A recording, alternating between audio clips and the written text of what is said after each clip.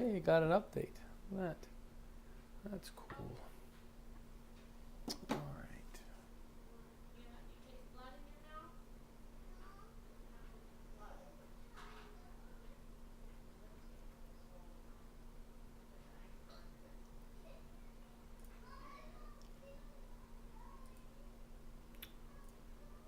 All right.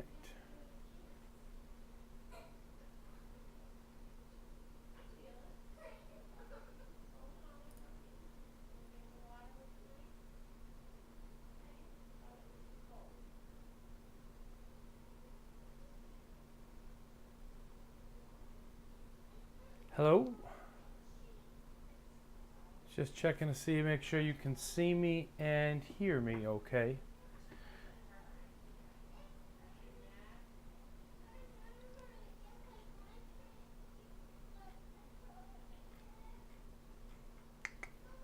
Just want to make sure everything's going okay first.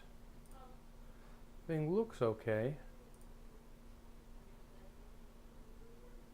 Yep.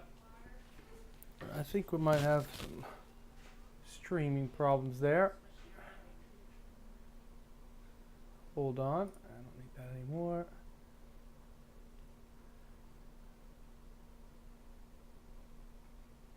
Can you guys hear me okay? Is volume, is it not, just want to make sure everyone can hear me in the volume and stuff.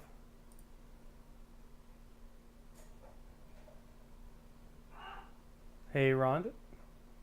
Can't hear. No, there are no dogs. Nope, this is actually at my place. As you know, Rob's off.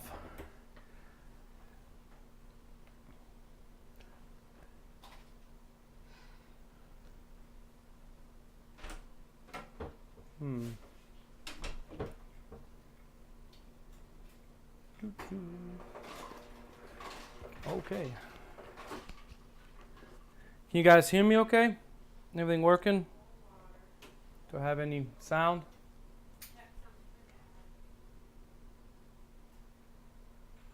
Sounds good and video's good. Great. Thanks, Leo. That's what I was looking for. So, hey, hi, Ice Guardian. Hi, guys. So, as you know, Rob is off in Virginia now.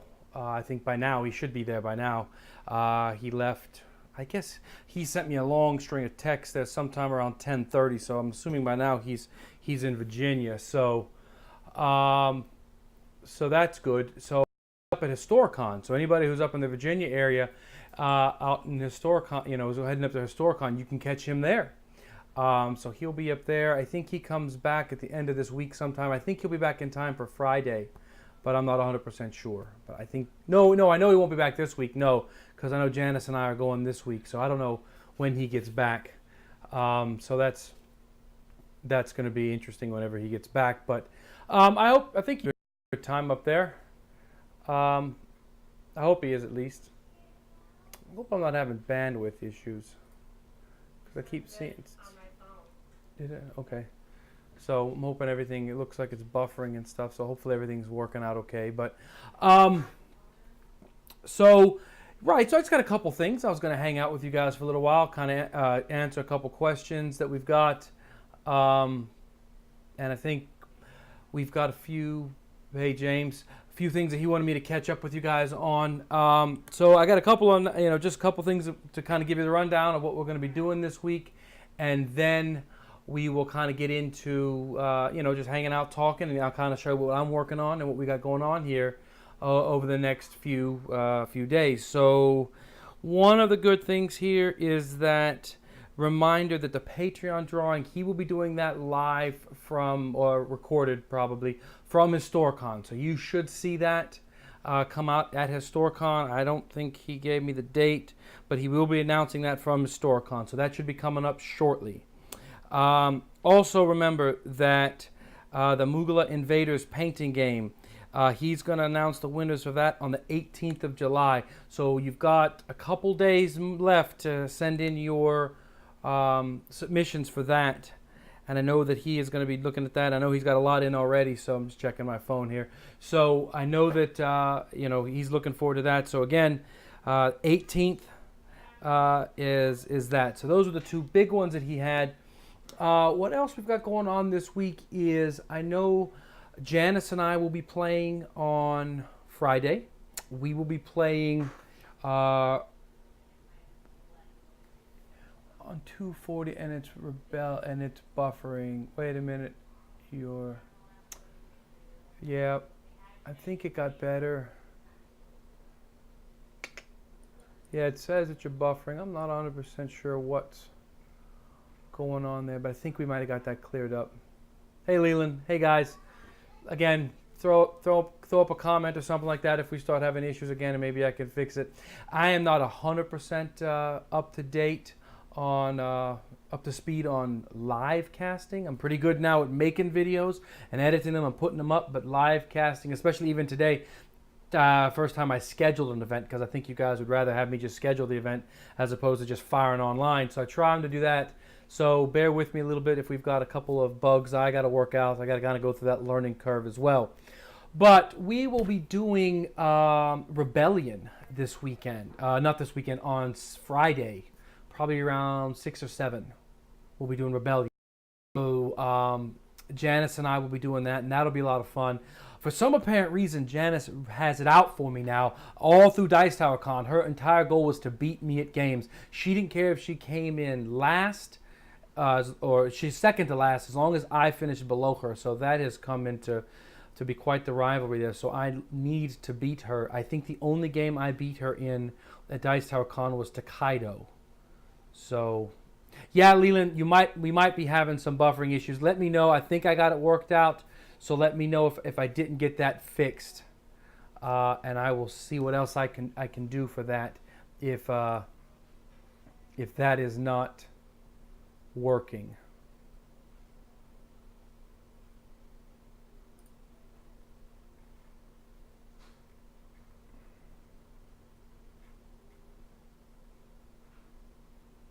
So what are we having an issue here for so badly? Hold on. There's a way in here to set this so that it's better. I don't know. Yeah, I'm still working on this. Hopefully we're okay. Buffering a bit. We ought to fix that. Let's check one thing. Yeah, I'm having a buffering problem. So I don't know. No, I don't know what to really do. Not really up on how to fix some of this stuff. Yeah, it's the internet thing, but yeah, see if the kids are streaming something. So, all right, so we'll see. Hopefully, save that. Save that. Okay. We'll see. Oops. All right.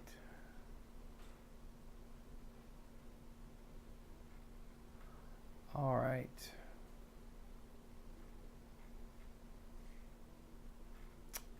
Why is this buffering so bad? What is the problem here?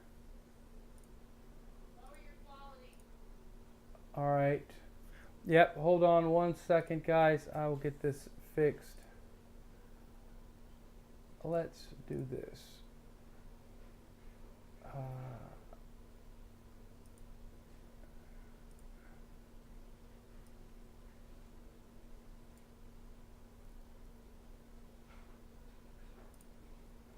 All right. All right, I lowered the quality a bit. I dropped it down to 720. I haven't normally had to do that before, but we'll see if that clears things up a bit. And hopefully we'll get rid of the buffering thing.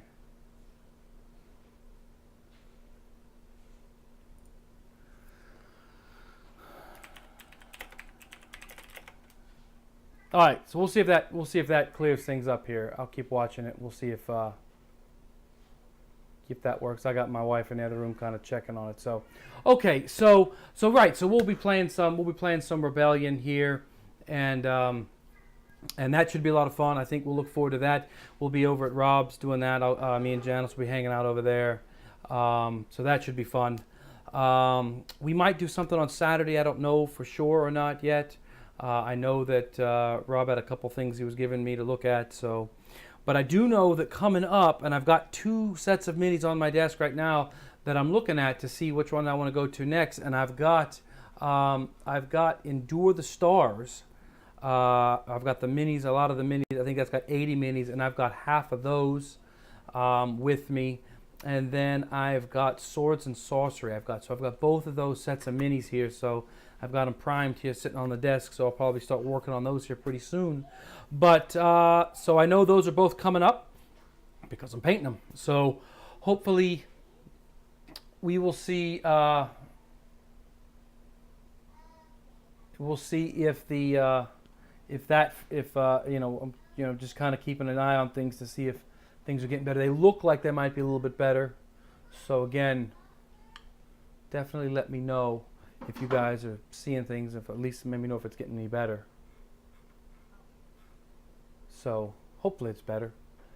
So anyway, there we go. Yep. So I think the kids had a number of the services on as well. I think they had Netflix going in one room, so I kind of got a little bit of that out of there. So hopefully we'll get. See, there goes Rob coming in to keep an eye on me to make sure that I am behaving myself. So anyway, so we had a great time this past week. I've got some footage to throw up too, as well, to kind of talk about how Dice Tower Con was, and really what I want to look at and talk about a lot on throw the video up there and talk about is really the difference of how Dice Tower is versus other cons like Gen Con and Essen, those of you guys over in Europe, because I think that you'll definitely, if you look and say, I'm going to go to a convention this year, and you say, well, I'll go to Gen Con, or I'll go to Dice Tower Con, or I'll go to BGG Con, those are very different experiences, and I want to kind of highlight that, and that's kind of what I've got with a little bit of the footage that I shot. It wasn't a ton, but it really is to show the difference. And I think, when I look at gaming conventions, I kind of look at 2 different types of gaming conventions. I look at the BGG, Dice Tower type conventions, and then I look at like Gen Con, Essen type conventions, and they're very, very different types of conventions. I think that, if you looked at Gen Con and you went to Gen Con and you thought, well, I'm expecting to go there. I'm going to go play lots and lots of games. I'm going to sit down with a great group and stuff like that. Well, that's really not what you're going to get at Gen Con. You can, and don't get me wrong, there's plenty of games to play at Gen Con, but Gen Con's not really a gaming convention where you go to play tons of games. It's there to see the new vendors, to see what's coming out, to see demos, to really get the new releases, to really be in on the ground floor of all of the new stuff that's coming out. And that's really what you'll get at Essen and Gen Con. Man, Dice Tower Con is such a different experience than that. And again, I've got some footage. I promise I'll get it up. And really, what Dice Tower Con is really, imagine a gaming group of 3,000 people. That's really what that's really what you're going to get at Dice Tower Con. What you're going to get at Dice Tower Con is you're going to see that you can sit down and you can play, and you can get a group together and you can just play. And when you get done with that, you can play again. And when you get done with that, you can play again. And that's so different than what you experience somewhere, at some of the bigger conventions like Essen and Gen Con, because that's not what they are. So, and I really want to highlight that, because I think that's something important for people to really get a hold of when they start to say, hey, I want to go to a gaming convention. I want to do my best to help educate everyone to know what that means, and what that looks like.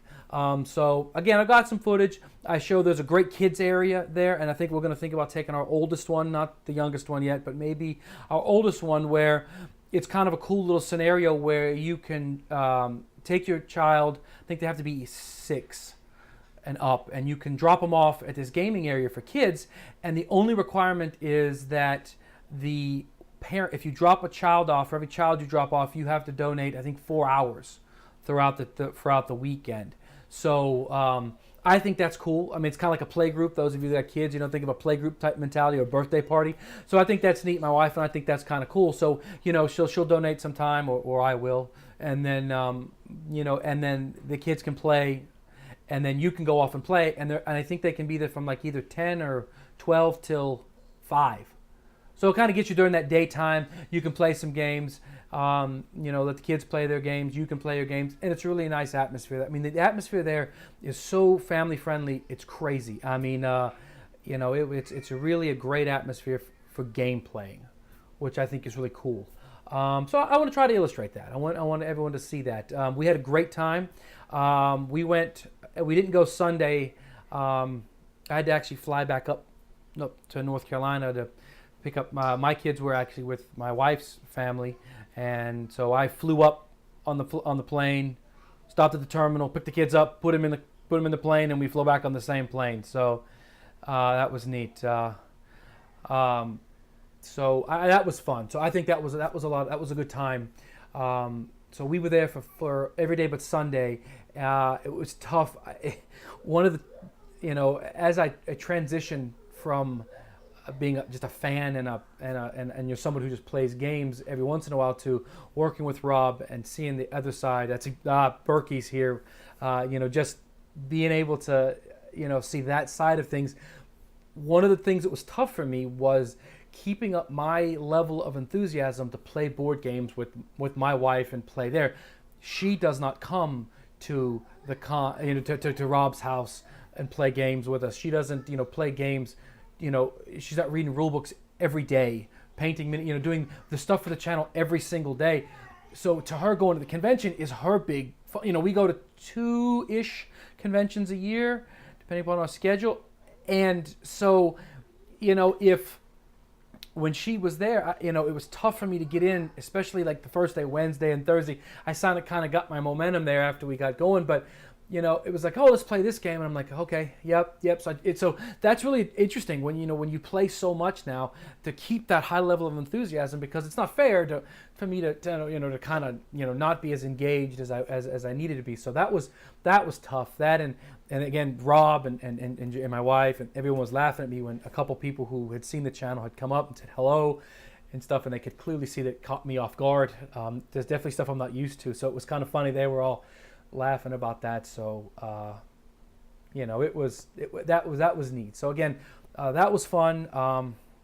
Janice, it was the first time she had been, and she was like a kid in a candy store, because we'd walk around and she's like, I want to play that, I want to play that, I want to play that, and I was like, just pick something and we'll go play it, and so we played a good number of games. We got to get Rob and play Francis Drake, which was a lot of fun. So that was a good time. We played Francis Drake. My wife enjoyed that, and Janet. We all enjoyed that. That was really a great game. One of the highlights, I got to play a new game with Berkey and with Sam Healy and his wife and my wife and Janice. We played Camelot tournament at Camelot, and it's a card game that just came out recently. I think it came out at Origins. And man, it's fun. It's a really take that game. It's a very mean game, but it was just such a fun, high energy game. It was really great. It was probably one of the highlights there, just to see that game and to get with a bunch of people who are really into it. They really sold it. One of the things we would laugh about is every time. When Berkey had a card and it was, he realized, I should have used this. The Viking voice comes out and the theater comes out. And it just everyone just starts laughing and having a great time.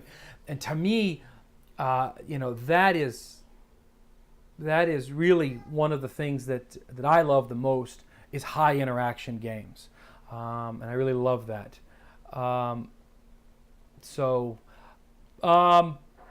I'm kind of looking at some of the questions and some of the chat that's going on. That's great. Everyone chat away. But one of the questions did come up from Sean asking about the Patreon, and I did cover that at the beginning. Rob will be announcing those winners at Historicon. I'm not sure what day. I'm sure it's going to depend on how his schedule works. But one of these days, here coming up very shortly, he's going to announce the winners there at Historicon for the Patreon. So stay tuned to that. I'm sure you'll get a video notification that'll pop up for that, since he's much more affluent with the YouTube setups than I am right now. So that you should see that. Yeah, I did answer the right question there. So great. So that's good. So that was fun. We got to play one of my favorite games of last year, which was Captain Sonar. And if you ever get to play Captain Sonar with 8 people, I would highly recommend it. To me, it's a great game. I love how the 2 teams will play. And if you've ever played it, it's got the way it works. It's 2 teams. It's kind of like Gamer's Battleship. You got 2 submarines and they're trying to find each other. But all 4 people on both sides have different jobs.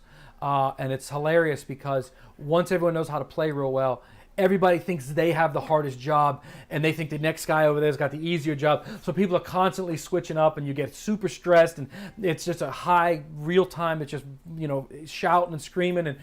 And at the end of it, most of the time when I've played it with a couple of my other friends, we'll end up changing teams completely because we're like, we can't handle you guys and we'll have to completely change it up because it's so tense. But it's such a great game. So I really love that. That was a lot of fun. We played the sequel to Above and Below, which was Near and Far. And that was really fun. It's a story-driven game, and we definitely want to get a hold of that game. My wife and I talked about that a lot when we left. That was really fun. If you've never seen the Above and Below and then now Near and Far, they have it's a story-driven. So you go out there and you do things. And it's almost like a choose-your-own-adventure. You land on a point, and then there's a book, and they read from it, and they, hey, you encountered a troll, and he got robbed. Do you A, do a 5 skill point roll and try to go find the stuff that he lost, or B, roll a 6-point skill check and donate your goods to him or something like that, and then you choose what you do, and then you roll, and then you get the benefits or the negatives based on how you roll, and that's a lot of fun. It's got a huge book, so you could probably replay that for many 10, 12 times and always be different. So that's a really cool mechanism, a really cool game. So I really think that was a lot of fun. Sean, yeah, if man, 6 player. Again, I'm bouncing back and forth as I see the comments come up, but a 6-player Captain Sonar is tricky because the captain has to pick up the first mate's role, and I think he definitely loses something because while the first officer's role is basically I'm marking off what systems we have and we don't have. Really, what the first officer's role is to communicate between the engineer and the captain because they're too far away and there's too much shouting going on. So without that guy there getting all stressed out, communicating with the engineer and trying to communicate to the captain, because the captain's focusing only on the radar operator because he's trying to find him. So the first mate's trying to really handle the rest of the ship. So that dynamic is just so fun. I just really love it. It's a great game. Miranda played with us too. I got to meet her and her husband and son, and she played and it really is. She was a radio operator on our team, and we didn't win, but that Janice let me know that all weekend. So that was great though. It is a great time. What else is going on? Again, if you got any questions, definitely go ahead and ask them. But so a couple things that now the Dice Tower Con is over. I think next we've got in the queue. We've got a number of fun games that we've got lined up. Like I said earlier, down here at the table right now, I just primed him. Here's one of my guys for Endure the Stars, which they've got some pretty nice models. I'm interested. I don't know how well you'll be able to see these, but I'm looking forward to those. But then I've also got the Swords and Sorcery guys here as well. So I think over the next week, I'm going to try to catch up and get a good number of that taken care of. So my plan is then when Rob comes back, he can pick. He can choose whatever he wants to do, which I think is going to be fun. I think we're both looking forward to that. Battle Stations will be one that we're going to definitely be getting a hold of. He forgot to give me that before we left. I might pick that up when I'm at his house on Friday to read the rules on that and get up to speed on that, because I think that's a cool looking game too. Definitely something that combines a bit of sci-fi role play in with the board gaming of running your own kind of battle station, it looks like, and how you're co-oping and still at the same time you can kind of hop between stations. So I think that looks really cool. So we're really excited about those. We did get to play another game that you'll see on the channel that Rob put up about. It was a Kickstarter that I backed, and he did a big video about, the Techno Bowl, which, if you like football, it's a really cool, fast-paced football game. And what I love about it is that you have ultimate freedom on setting up your formations. If you play on the computer, PlayStation, Xbox, or any of the other football games, a lot of them, you have plays and they dictate your formations. Where with this game, you can really set up whatever formation you want. So it gives you ultimate freedom on offense and defense to really play and really do wild and crazy formations. And it's fast, and you're playing cards, and you're running and stuff, and it's really a really cool game, and it's got some really neat graphics. Now, the tricky thing that they did, which I remember this vaguely during the Kickstarter. Originally, it started off with these the pieces were these pixel blocks, but then somewhere during the Kickstarter, I think that we veered for the unlocks. We wanted all 32 teams as opposed to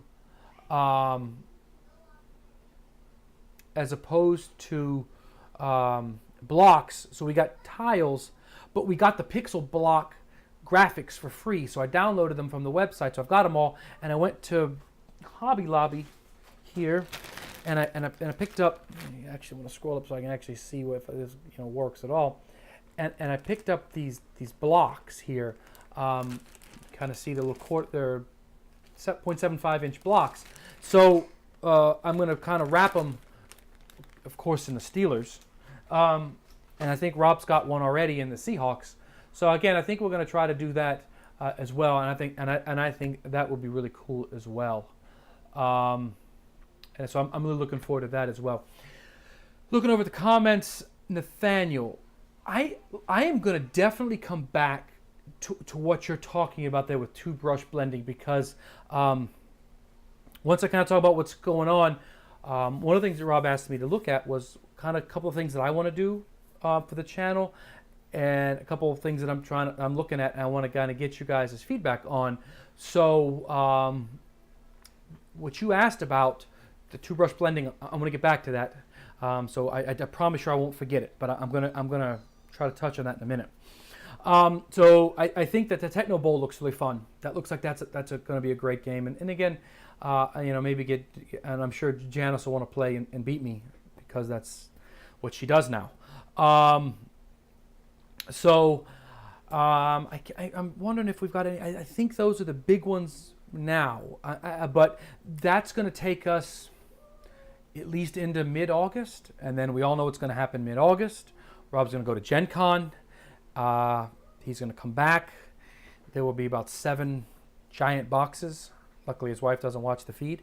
That is going to come back probably, and so we're going to get into whatever the Gen Con releases are. I'm looking forward to that. It's fun. It's going to be hectic when that happens, because everyone's going to want to see the newest games come out. So I definitely want to. Look at that. What? See, I'm getting trolled by everyone. Janice is here. This is not good. So that's going to be. So once Gen Con comes, we'll have a whole bunch of new games, and I'm sure that it's going to be there. It's just going to be a race to see what the what the best game is. That we're going to want to go, and what's popular, what everyone wants to see. So that's one of the advantages. We want to definitely show you those games, get you the preview, so that you can see what the game is like before you go out and want to get it or not. So we'll definitely try to do that. So and on a side note, now I'm going to address this. We've been playing, Janice and I've been playing Euro games. I've been she's been beating me up in Viticulture, in Scythe, Francis Drake. We are playing a head-to-head attack, in your face, close to war game this Friday. Kid gloves are off. She's going down. I'm saying it now, live. She's done. She's done. We put the thumbnail up. Now I know how to schedule the video. I'm going to schedule it. This is it. This is going to be no holds barred. I'm going to have the cooler Star Wars shirt on when we play. She knows that. I've read the rules 3 times. It's not hard. Fantasy Flight games are real nice with the rule books as an aside. But I'm telling you, Janice, this is it. I'm coming by and I'm squashing it. I don't know if I'm going to use a Death Star and I'm going to blow up her base, or if I'm going to gain tons of support throughout the galaxy and the Empire is just going to go away, and cease to exist. Either one. I don't know which one I'm playing yet, but I'm telling you, this is it. This is it, Janice. So, now, back to what we were doing. So again, I one of the things I want to do is I need to really catch up when we talk about Gen Con as to what's going on in Gen Con and what new... Yes. You have to be careful when I'm in charge of the rules. There is a bit of that. Duke, that is correct. But I think it's pretty. Fantasy Flight's got I like the way they do their rule book. It's pretty straightforward. And Rebellion's actually pretty straightforward. I've watched a couple of videos as well, so I think we're good on that. But back to Gen Con. So one of the things I'm going to do is I'm going to start researching here this week and maybe a little bit next week as to the releases coming out, because I am actually not up to speed on all the releases coming out. But I want to look through it. I know some of them, and I'm going to kind of put together a list of those releases that I'm most looking forward to and why. One of the things that I'd like to start to do as contributing more is really to kind of give my perspective and the things that I like in gaming. My likes are going to be different than everyone else's. But some of you might relate to it. So once you find somebody who's the reviews who jives with your likes, if you like me, then that might be helpful. So I want to kind of look to see what reviews are coming, what games are coming out at Gen Con this year, and kind of go through my top 5, top 10 games that I'm looking forward to at Gen Con this year. That I'll make sure I give to Rob when he goes up there to make sure come back so that we can take a look at, because I really. I'm excited about what comes out, and I really like my style, those really high interactive games. We played Shadows over Camelot. If you check out that video feed, great fun with the guys there playing. Loved it. When we played Tournament of Camelot, loved it. Just Captain Sonar. Those games where you're talking, interacting. That is me all the way. I love that because. I love the game, but that to me is the difference between gaming like on the computer, like online and PlayStation. What I love about board game is that interaction. I love getting to talk. I love getting to talk trash to Janice and Rob and to talk trash to Rob and Sergeant and to have him just completely obliterate me, which was a lot of fun. So I really love that, and I like that interaction. So that's something that I'm going to look forward to, and I'm going to look for in a number of the games that are coming out at Gen Con this year. So be looking for that. Another thing that I'm toying around with, I haven't talked to Rob about this yet, so I drink a little bit there. But he said, "Pitch what I want." So and this is going back to what Nathaniel said. One of the things that I was thinking about is I was looking at the channel, kind of taking one of the nice parts about coming in is that you kind of get to have like a fresh look, and you kind of see different opinions and different things. And one of the things I saw is the community is so fantastic here. And I saw that, especially at Dice Tower Con, which it was great to see how many people love painting. And especially how many of those people who love painting for the first time.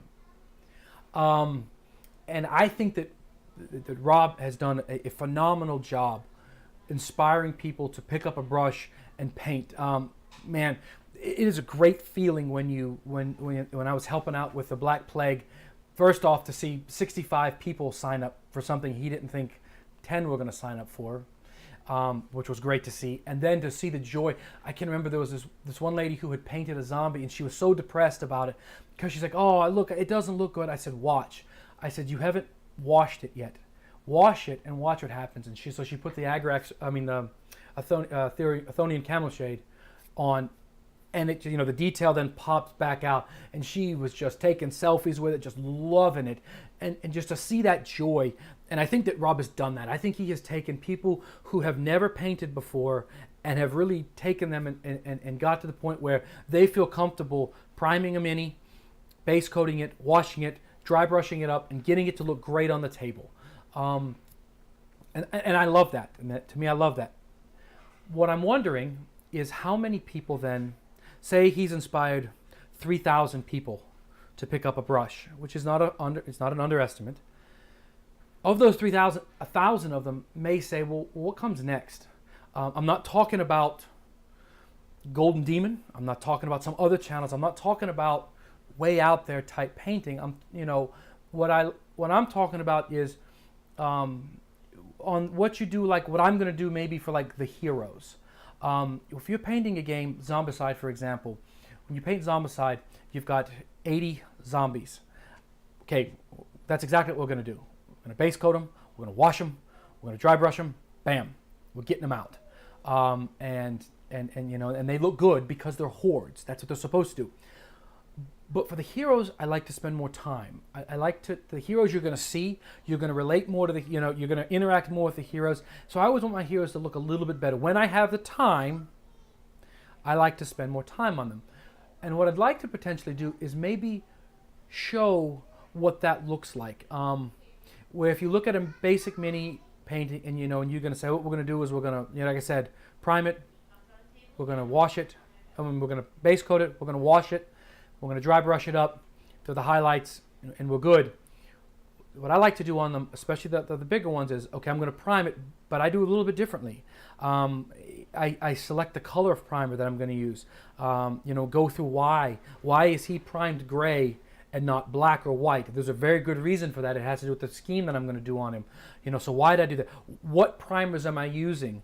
Versus, we use the Rust-Oleum a lot, but I don't on these guys. And there's, again, go into some of that reason. Go into cleaning a model, mold line cleaning. How do you clean? Go into that next step.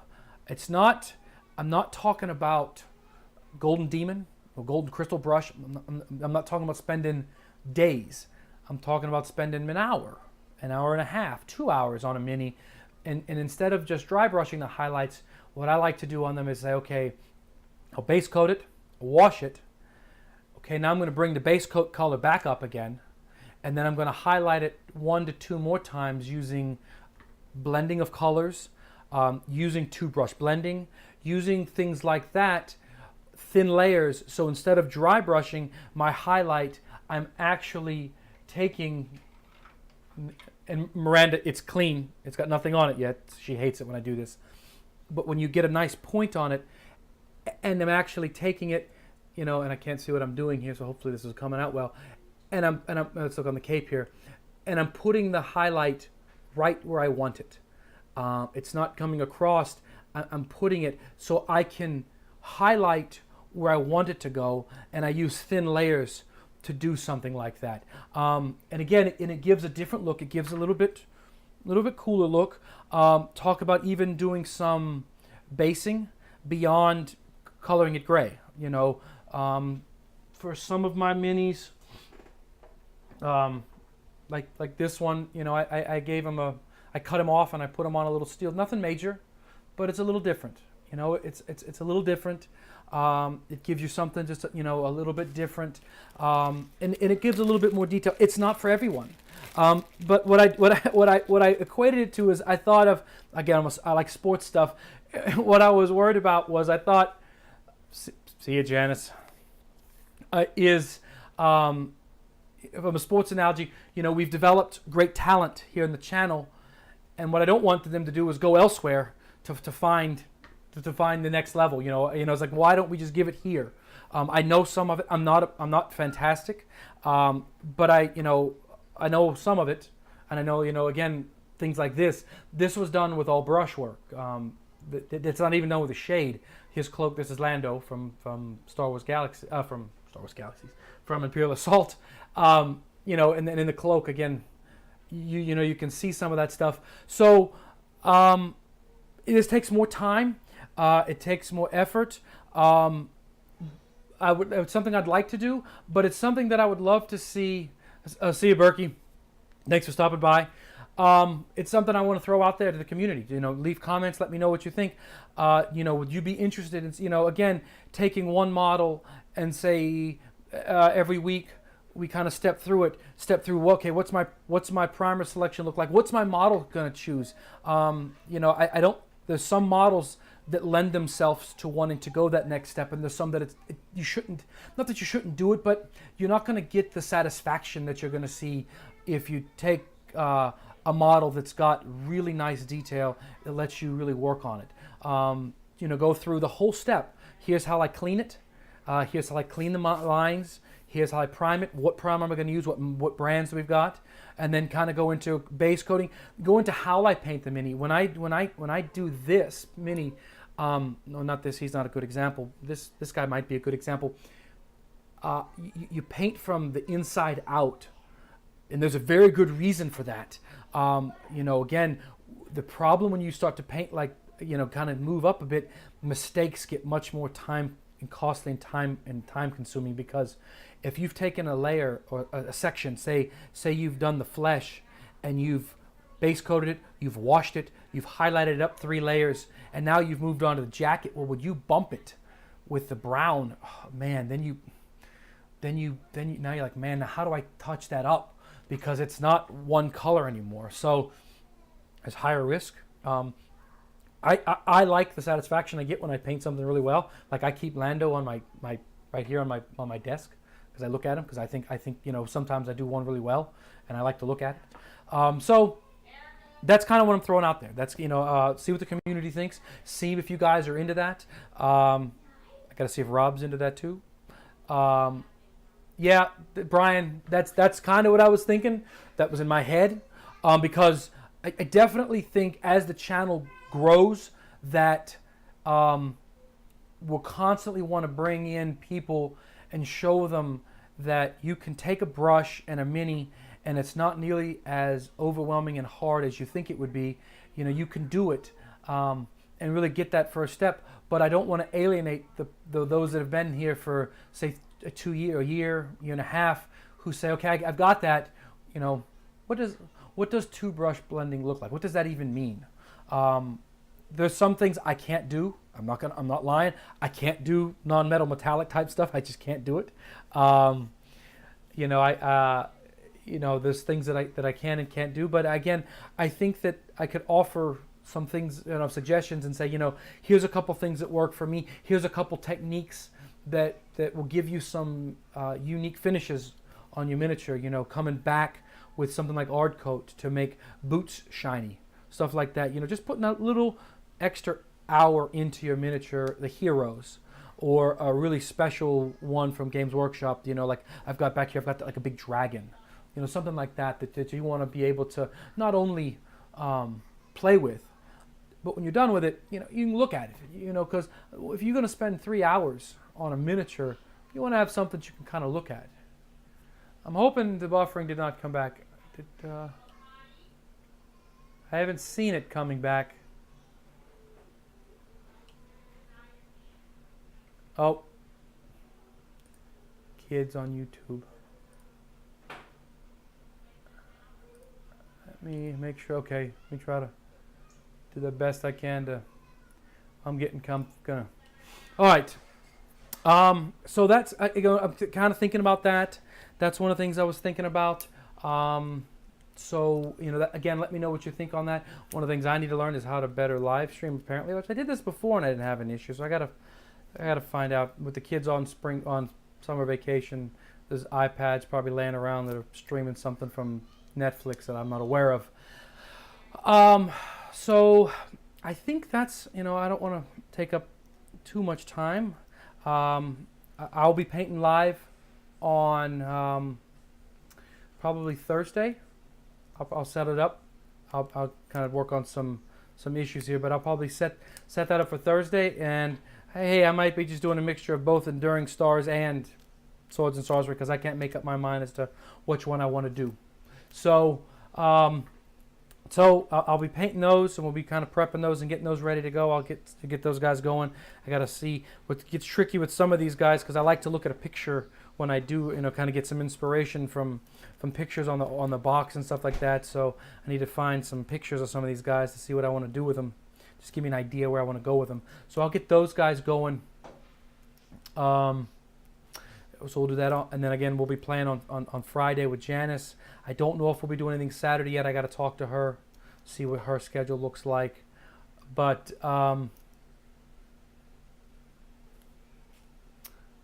hoping, I see that there's lots of lag. I'm hoping that is fixing itself. I don't know where